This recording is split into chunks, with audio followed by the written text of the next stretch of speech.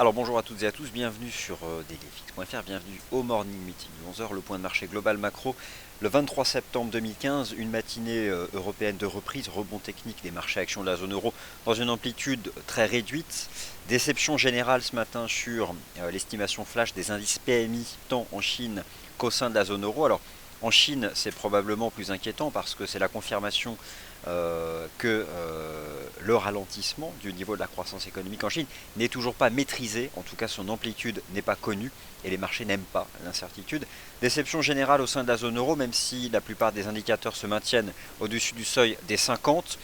S'agit-il des prémices, je dirais, de l'impact du ralentissement de la croissance de la demande chinoise, parce qu'au fond, le niveau des exportations chinoises, j'ai envie de dire, aux États-Unis, au sein de la zone euro, on s'en fiche un peu. Non, ce qui compte, c'est la capacité de la Chine à importer, forcément, la demande chinoise pour les produits occidentaux, pour les matières premières, produites à la fois par les pays occidentaux et certaines grandes économies émergentes, comme le Brésil. Eh bien, c'est ça qui inquiète les marchés. Et pour le moment, le marché n'est pas rassuré. Euh, Négocier sur les devises ou sur les CFD comporte un risque élevé, ne peut être recommandé à tout investisseur.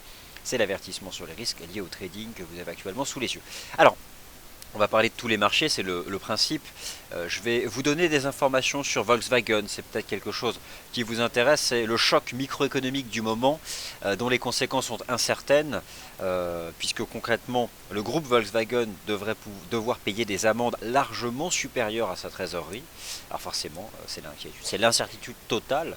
D'ailleurs, le groupe a chuté en bourse, sa capitalisation boursière ne représente plus rien par rapport à un groupe qui, je vous rappelle, était encore récemment, et est toujours, mais probablement plus, le premier constructeur automobile mondial, hein, tout simplement, largement, en tout cas avec une tête devant Toyota.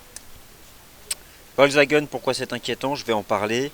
L'euro-dollar sous pression, l'euro sous pression, spéculation du marché sur l'extension du programme de quantitative easing de la Banque Centrale Européenne pour contrer justement l'impact du ralentissement de la croissance économique mondiale sur la zone euro et surtout donc eh bien, ce scandale microéconomique qui appuie sur le marché action, qui pénalise d'ailleurs la gestion d'actifs, hein, puisqu'on peut imaginer certaines pertes, avec une exposition qui a été globalement fortement haussière sur le secteur automobile parmi la gestion d'actifs classiques. Alors forcément il y a des pertes massives, hein, qui sont enregistrées.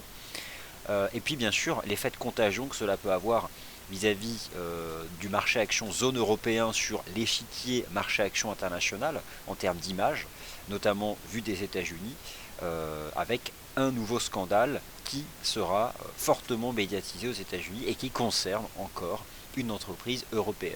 Alors voici. Donc ce matin, déception générale sur les indices PMI. Je vous remontre rapidement celui de la Chine, j'en ai déjà parlé ce matin. Au sein de la zone euro aussi, globalement, le marché produit ce matin des indicateurs qui ressortent globalement en dessous des attentes. Mais ce qui inquiète le marché, c'est celui-ci. C'est celui que vous avez sous les yeux. L'amplitude du ralentissement économique en Chine. Ce qui intéresse le marché sont les perspectives de la demande chinoise. Alors la demande chinoise, c'est quoi? La demande chinoise, c'est sa capacité à importer des matières premières. C'est sa capacité à importer des produits manufacturés des grandes entreprises occidentales. Et ces grandes entreprises occidentales, elles s'étaient projetées sur un certain niveau de demande chinoise. Elles avaient donc accumulé des stocks. Et forcément, si cette demande n'est pas au rendez-vous, ces entreprises se retrouvent avec sur les bras des stocks. Et avoir des stocks, des invendus, ça représente un coût. Et donc voilà ce qui peut à terme réduire les perspectives économiques au sein même des pays occidentaux. C'est d'ailleurs pourquoi la Réserve fédérale des États-Unis a abaissé pour 2016 et 2017 ses projections macroéconomiques, notamment en termes de croissance économique. Mais admettons que la zone euro, à travers le commerce international, est beaucoup plus exposée à la Chine que l'économie des États-Unis. Voilà pourquoi la Banque Centrale Européenne pourrait être amenée à agir en octobre, et voilà pourquoi l'euro est sous pression. Alors, avant de vous proposer quelques graphiques de court terme, laissez-moi simplement prendre du recul à l'aide de quelques graphiques journaliers. Sous vos yeux l'euro-dollar, et je vous parlerai de Volkswagen lorsque j'en viendrai au DAX. L'euro-dollar, vous l'avez sous les yeux, il est baissier. C'est pas un graphique de long terme, hein, je vous ai déjà montré un graphique de long terme en données hebdomadaires notamment. Moi, ce qui m'intéresse sur le taux euro-dollar, c'est qu'il est resté couvert par cette oblique de résistance en place depuis les 1,40, qu'on voit bien sur le graphique weekly. Il est dans ce canal haussier de reprise depuis le mois d'avril dernier. Je pense de plus en plus qu'il s'agit au fond d'une configuration en drapeau, avant de voir la reprise de la tendance de fond. Ce qui a fini de me convaincre, c'est le piège du mois d'août, avec cette accélération à 1,17, qui en réalité a simplement ramené l'euro-dollar au contact de sa ligne de tendance baissière de long terme. Et depuis, l'euro-dollar, il est sous pression, subit toujours d'un point de vue technique ce bearish engulfing du 18 septembre, le piège haussier ici sur le piège baissier sur le dollar US, qui depuis a repris sa marche en avant, et l'euro qui est sous pression, il casse un certain nombre de supports. Je visais cette semaine un 10,80, je vise toujours un 10,80, mais je pense même que cette semaine, ce sont les indices 16 dollars qui peuvent être rejoints, et de manière générale, revenir au contact de la partie basse de ce canal, qui actuellement en translation verticale passe aux alentours des 1,09 dollars. Donc ça c'est ce que j'envisage pour le taux de change euro-dollar, et forcément si un jour le marché en sort par le bas, c'est direction 1,0460, 1, et les graphiques de long terme mettent en avant un niveau technique important, probablement pour l'année 2016, qui se situe à 0,96 dollars. Alors, voilà ce qui exerce une pression sur l'euro, devise de financement plus que jamais sur le marché des changes, notamment si la Banque Centrale Européenne devait étendre les titres qui sont éligibles à son programme d'achat de titres de dette. Pourquoi pourrait-elle faire ça?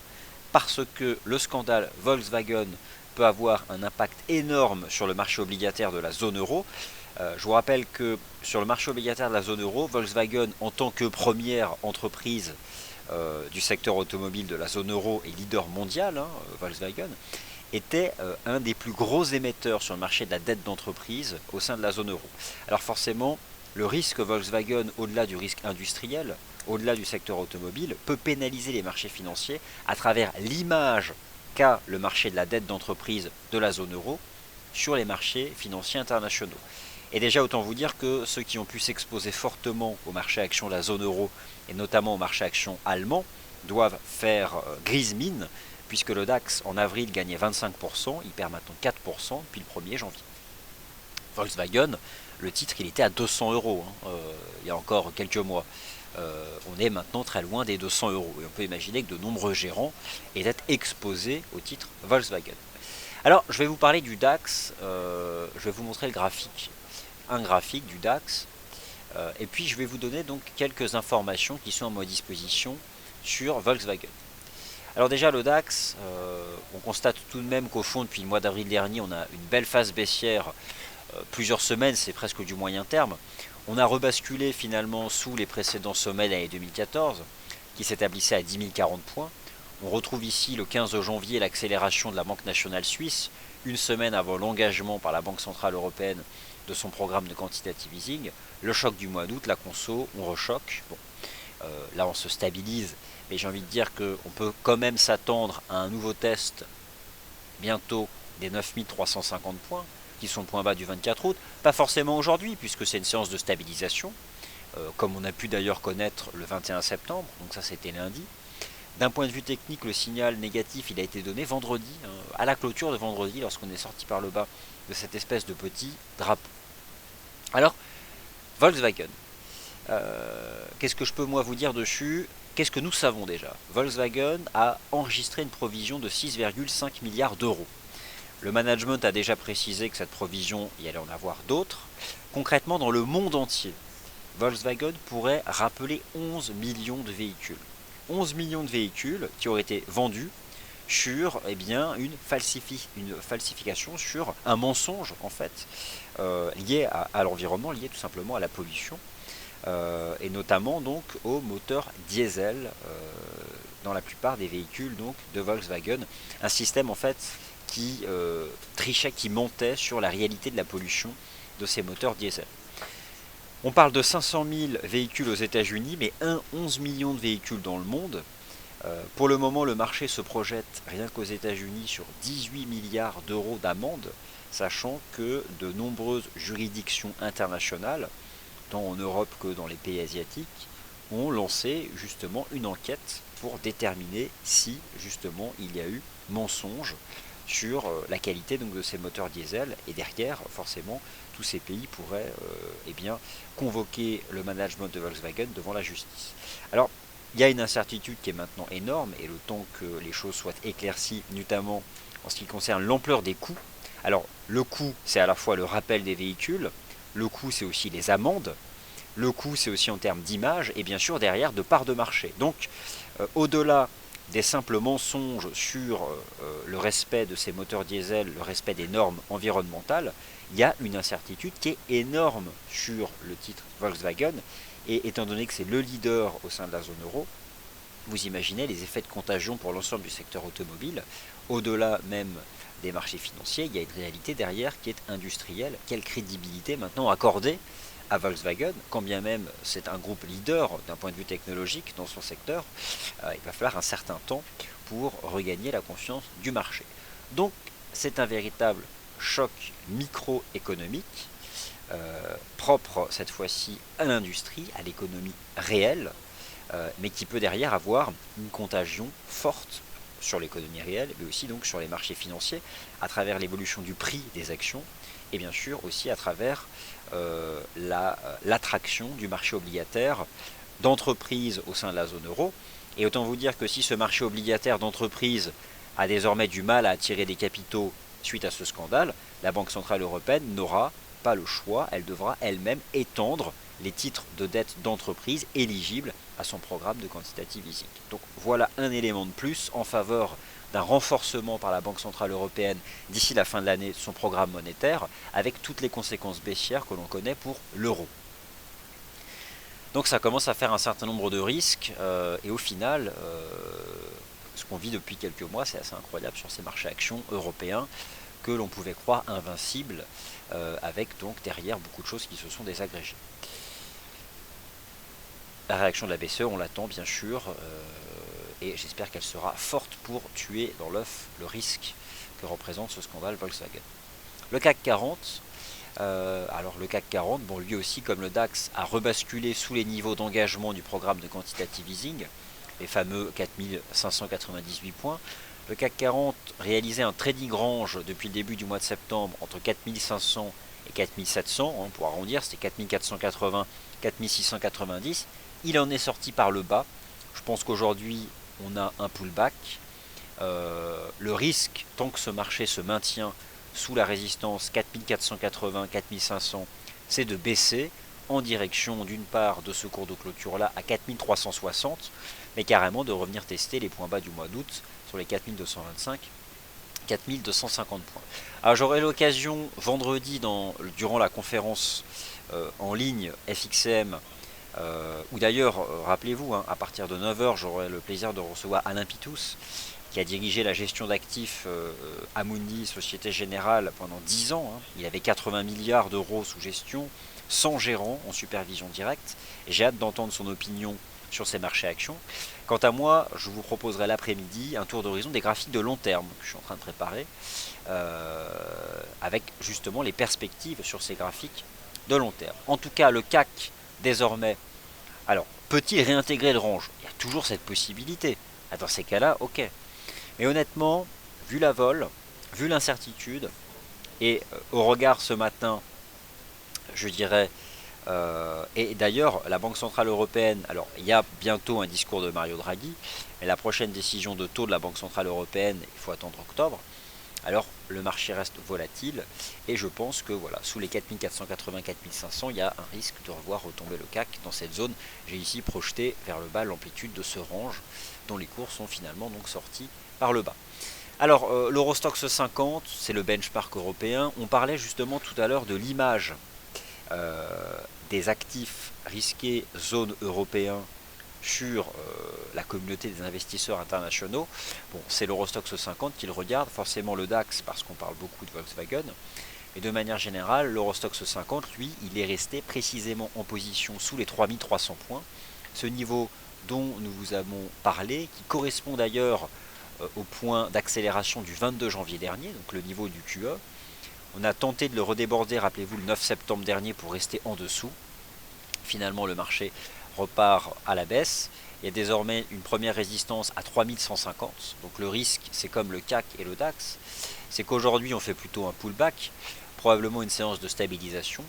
Mais tant que l'Eurostoxx 50 reste sous les 3150, tant que le CAC 40 reste sous les 4480-4500 points, le risque est clairement de revenir en direction donc, des plus bas du mois d'août dernier. Il y a un niveau de clôture ici à 3216 qu'on tient pour le moment, mais voilà. Le niveau majeur sur l'Eurostoxx 50 dont tout le monde parle, en fait l'Eurostoxx 50, il va faire comme l'année dernière, une année blanche. L'année dernière, en 2014, l'Eurostoxx 50, il a évolué entre 3000 et 3300 points.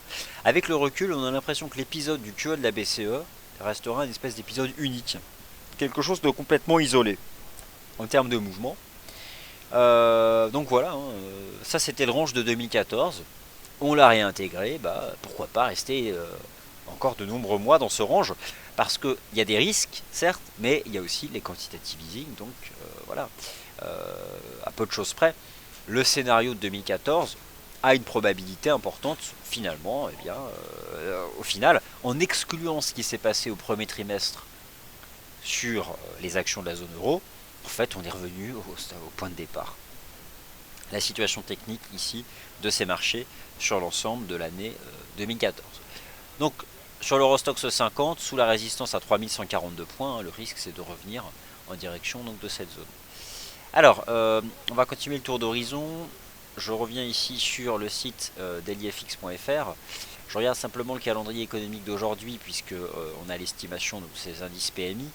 On va simplement se concentrer sur la zone euro. Je vais vous brosser un état des lieux des statistiques qui ont été publiées ce matin.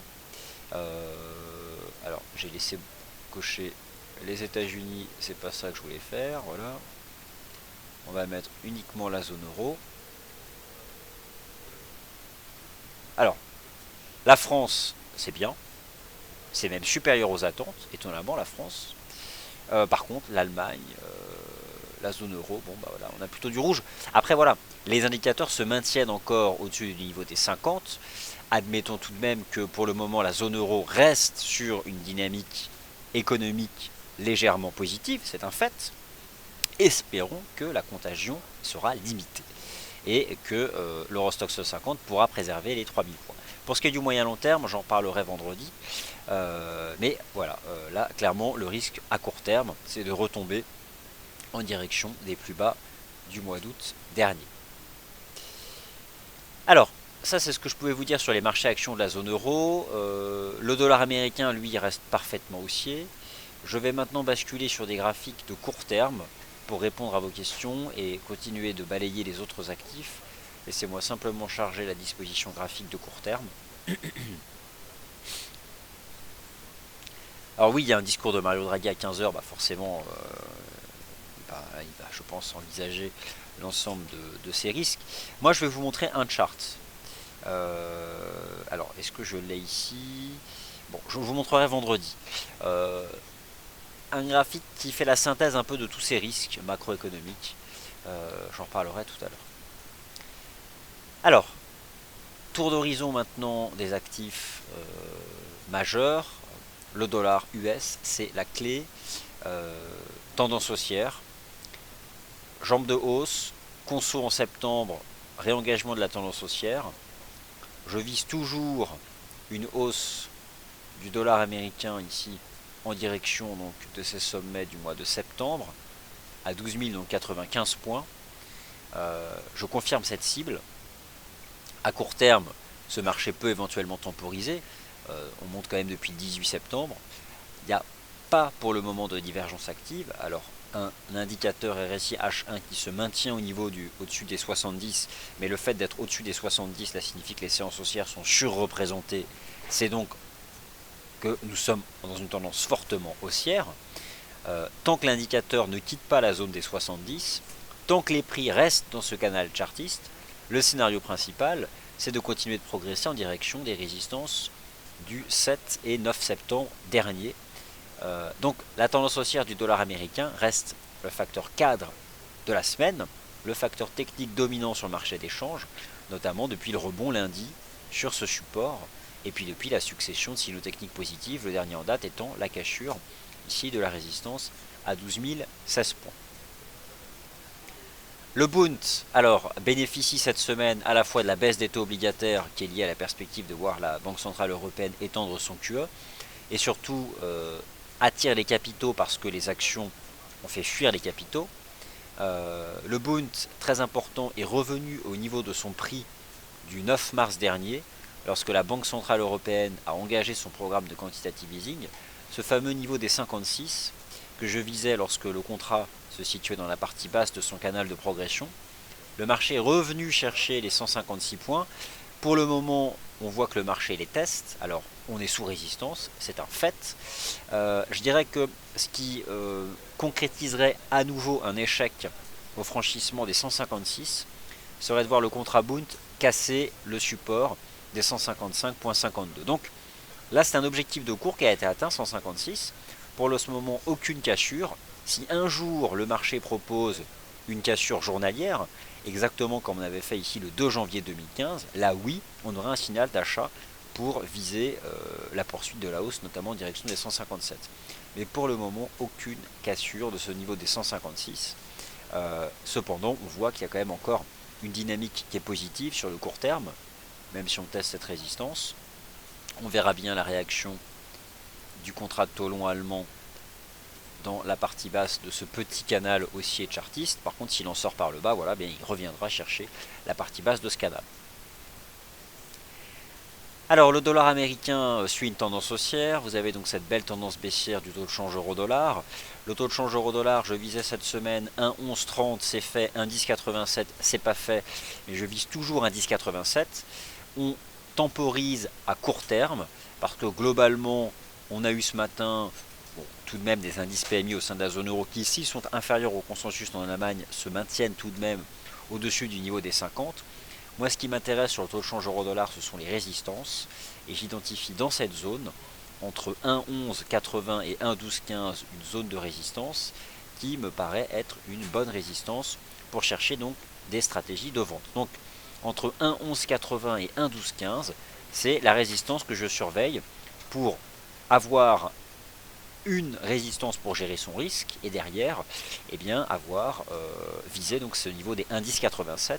Mais même cette semaine, je pense que le taux de change euro-dollar pourrait se replier en direction des 1,1020 $. Donc à ce niveau-là, je n'ai pas abandonné mon point de vue, je m'intéresse aux résistances techniques et notamment celle-ci, donc voilà, cette zone-là.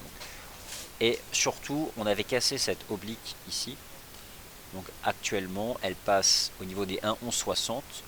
Donc tout ce qui est entre 1,1165, allez, on va pas dire 1,1215, c'est trop haut, et 1,1185, ça m'intéresse pour vendre. En tout cas, c'est une résistance, et j'ai ce scénario fondamental qui consiste justement à vendre les résistances sur le taux de change euro-dollar. Le câble a baissé cette semaine en accord avec l'analyse technique. Le câble est sous pression, le dollar US s'impose face aux devises européennes. On est sorti par le bas de ce canal, dans l'absolu, le marché pourrait baisser davantage. On a atteint cette première zone à 1,5330. Le risque désormais sur le GBP USD, c'est de retomber en direction des 1,5190. 1,5190, un niveau de support important sur les graphiques de long terme, notamment sur l'horizon de temps hebdomadaire. Donc je prends un peu de recul ici, je comprime. Le marché n'est pas parvenu à rejoindre cette ligne de tendance, il était guidé par ce canal, il en sort par le bas. Il a fait d'ailleurs ici en données horaires une structure de sommet en épaule, tête-épaule, cassure propre, pullback. Bon, écoutez, là on est en train d'enfoncer ce niveau des 1,5330, 1,5340. Je pense que le GBP USD peut se replier en direction des 1,5280, même au fond de revenir en direction des 1,5190. Alors après, pour essayer d'attraper une résistance qui permettrait de gérer son risque, ça c'est le niveau qu'on essaye de briser. On n'aura plus forcément une baisse verticale, mais on peut éventuellement essayer d'attraper ce canal que je trace. Alors c'est ce qui explique d'ailleurs l'équilibre des forces entre l'euro et la livre sterling. C'est que ces deux devises européennes se replient donc face au dollar US.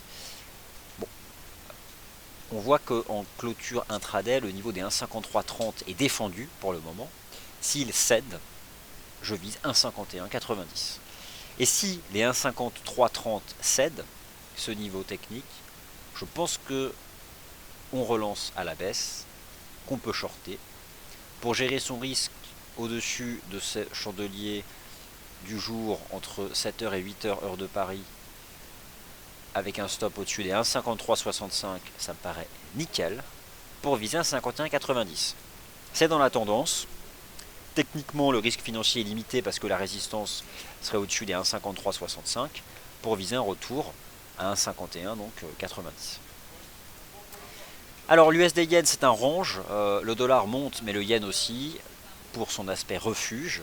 Après, je pense que le Yen finira par rebaisser, et je vous montrerai vendredi dans la conférence mensuelle, j'ai une intervention qui est prévue l'après-midi, des graphiques de long terme du taux USD Yen.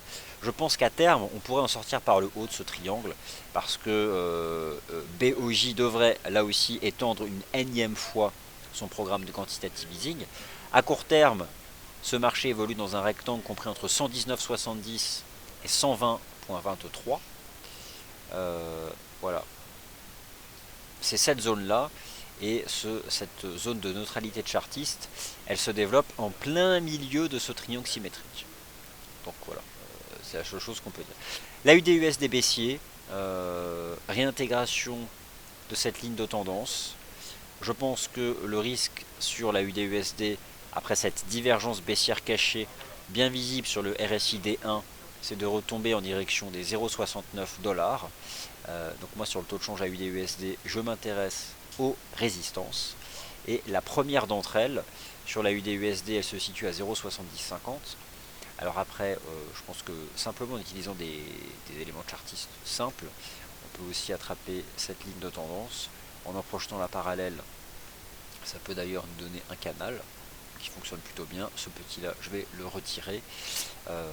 Là, on a fait un grand corps de baisse, on fait une reprise, un petit biseau ou un petit drapeau, etc. Donc je pense qu'on peut utiliser la résistance des 0,7060 pour shorter.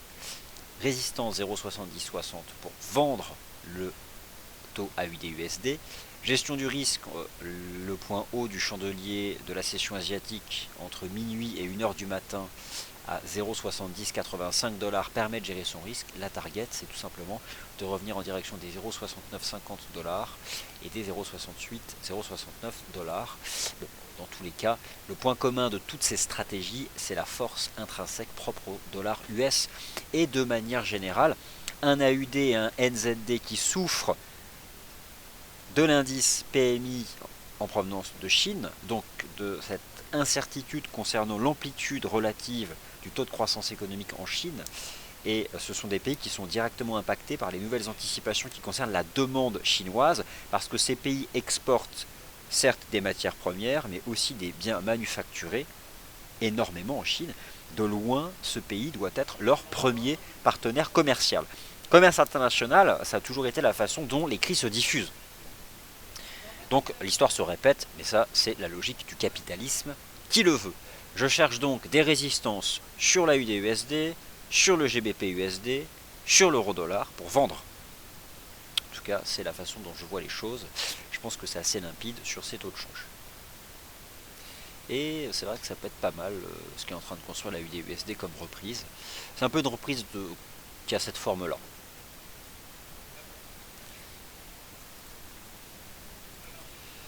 Alors l'USD CAD temporise.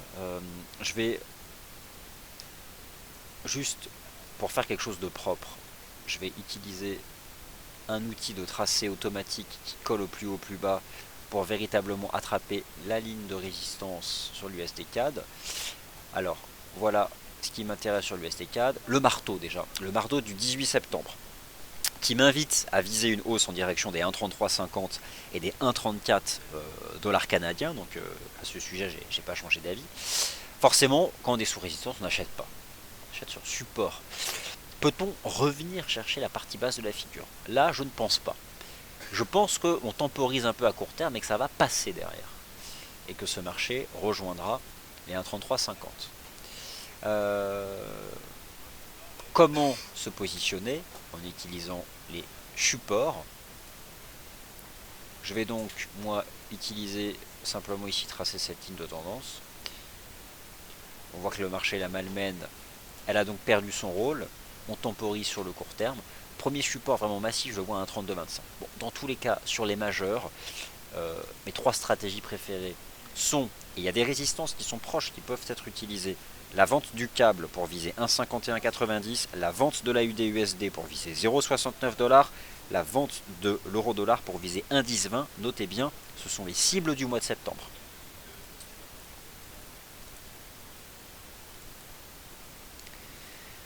Voilà donc ce que je pouvais vous dire moi sur ces paires majeures, sur ces indices boursiers, sur le rebond technique des marchés actions de la zone euro en direction des niveaux de résistance qui ont été cassés hier.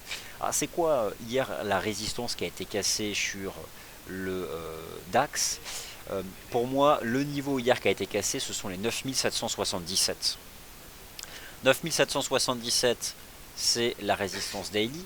Où se trouve, alors, imaginons qu'on veuille shorter le DAX en swing. Où se trouve la bonne résistance? C'est simple, vous avez un cycle de baisse en place depuis le 17 septembre. C'est quoi le 17 septembre? C'est la Fed. La Fed, la semaine dernière, c'est quoi? C'est pour la première fois une mention explicite au risque que représente le ralentissement de la croissance économique mondiale, et notamment la Chine. Sur le DAX, en données H1, depuis le 17 septembre, il y a un superbe canal baissier. Le marché a tenu la partie basse du canal baissier, rebondi. Si je devais parler d'une résistance swing, je vois 9750, 9800. Voilà, en swing, en H1. 9750, 9800. Ici, donc, la partie haute de ce canal de baisse depuis le 17 septembre, ici, donc, sur le DAX, en intraday. Bon, voilà, c'est ce qui va m'intéresser, et c'est ce que je vais naturellement mettre sous très haute surveillance. L'eurodoll peut-il faire un 10,87 aujourd'hui? Vous voulez ma réponse? Elle est oui. L'eurodoll peut aujourd'hui, ce mercredi 23 septembre, toucher un 10,87 $.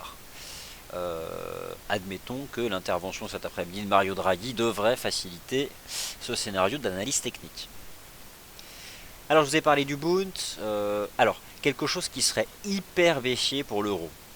Si le Bund casse la résistance à 156, si le Bund casse la résistance à 156, c'est un signal de vente énorme sur les taux obligataires au sein de la zone euro, avec un rendement obligataire allemand qui pourrait retomber à 0%.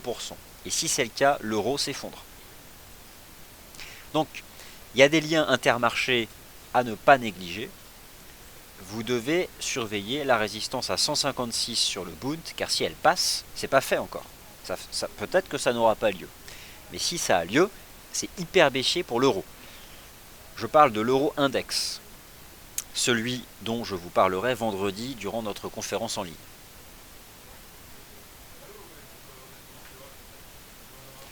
L'once d'or subit, mais de manière marginale, la hausse du dollar américain. J'espérais avoir un point de contact avec la résistance à 1147 pour shorter. Le marché s'est arrêté à 1140. Bon, maintenant il se replie. Il est sorti par le bas de ce petit canal.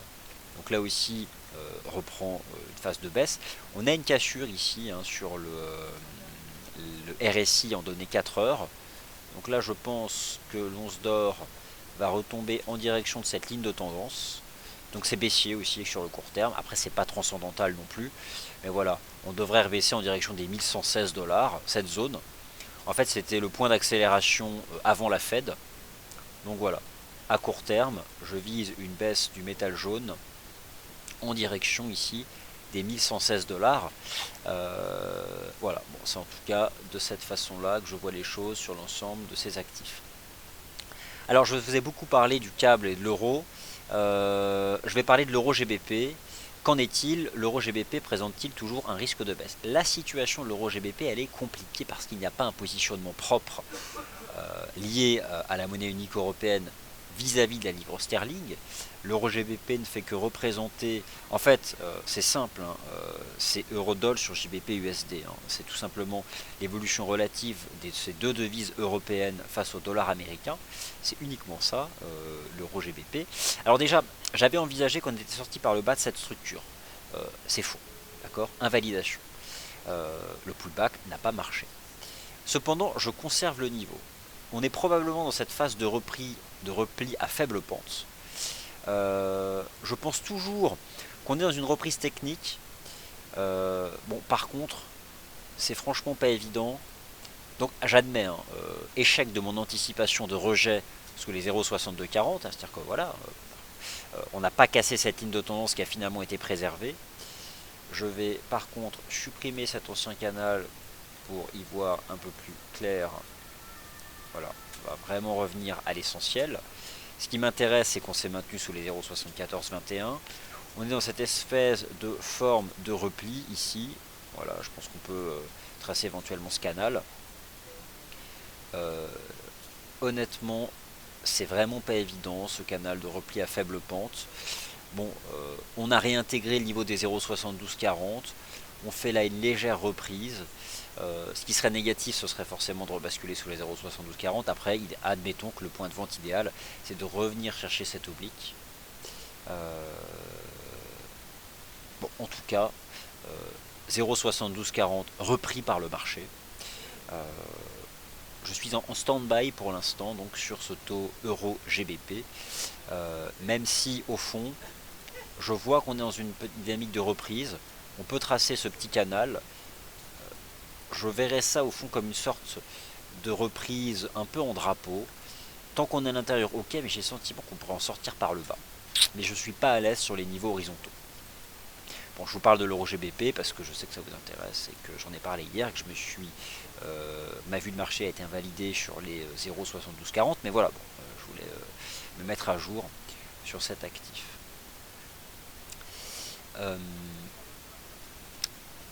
Voilà pour ce tour d'horizon des actifs. Le pétrole, rapidement, les marchés actions US cet après-midi. Et cette MM 20 jours qui ne lâche rien, elle continue de manière assez étonnante à attraper par le bas, un peu comme une cuillère, les cours. On voit qu'elle tient, elle tient, elle tient. C'est la moyenne mobile à 20 jours, simple, mais qui est ici exposée donc sur les chandeliers japonais H4 du WTI. On se reprend petit à petit. Je vais essayer de représenter cette configuration donc en triangle. C'est vrai que tant que le marché reste à l'intérieur de cette pattern et tant qu'il est soutenu par MM20, on a le sentiment qu'on pourrait finir par en sortir par le haut pour revenir chercher les 50 dollars. Et en fait, retracer une partie de cette jambe de baisse, c'est 50%, donc 49, 75, 50. Mais tant qu'on est dans le triangle, je reste neutre parce que je n'écarte pas les scénarios possibles. Et je surveille MM20. Pour moi, on s'est stabilisé, mais on n'est pas haussier pour autant. On est stable. Et si on brise la MM20, ça redevient baissier. Et si ça redevient baissier, l'USD4 s'envole. Pour le moment, c'est statu quo. Alors, je remets le dollar US qui n'arrête pas de monter, l'euro dollar. Les marchés US, j'en parle cet après-midi. Et j'en viens donc maintenant à vos questions. Donc voilà Stéphane, l'euro GBP, je vous en ai parlé. Alors le discours de Mario Draghi à 15 h, je serai justement avec vous, hein, dans le Wall Street Insider à 15h15. Donc on va le suivre. Le quantitative easing, ça sert surtout, l'objectif c'est d'aider l'économie réelle. Bon, pour l'instant on a vu que ça avait surtout un impact sur les marchés financiers, mais ça reste ça l'objectif. Alors Oracle, actuellement, la corrélation la plus pertinente que je vois, c'est celle qui lie les taux obligataires à l'euro. Là, à court terme, les indices boursiers et l'euro-dollar, ils ont baissé ensemble. Parce qu'il y a une défiance vis-à-vis des marchés actions de la zone euro. Et si Volkswagen et si les plus grosses entreprises industrielles allemandes se mettent à créer cette défiance, alors écoutez, on n'est pas sorti d'affaire. Hein. Franchement, si on avait dû envisager un choc juridique concernant un fleuron de l'industrie européenne, est-ce que vous pensez qu'on aurait eu le réflexe, ça viendra des Allemands? Généralement, non. Bon, c'est ce qui s'est passé. On n'avait pas besoin de ça. Personne. Merci à toutes et à tous de votre attention. Prochain point de marché 13h30 avec Sylvain. Moi je vous retrouve pour le discours de Mario Draghi à partir donc de 15h. Je serai en ligne à 15h15 et les conséquences notamment sur l'euro et bien sûr le suivi donc des grands indices boursiers américains dans le programme Wall Street Insider. Merci beaucoup. Alors sur l'US Dollar Index, Stéphane, de FXCM, ça commence à plafonner. C'est un fait, ce canal de hausse ne sera pas tenu éternellement, mais tant qu'on ne casse pas de support, ça continue de monter. Par contre, à mesure qu'on approche des sommets du 7 septembre, oui, on va finir par marquer le pas. Pour moi, le vrai signal de fin de hausse à court terme, en H1, ce serait de voir l'indicateur rebasculer sous le niveau des 70. Pour l'instant, il le préserve.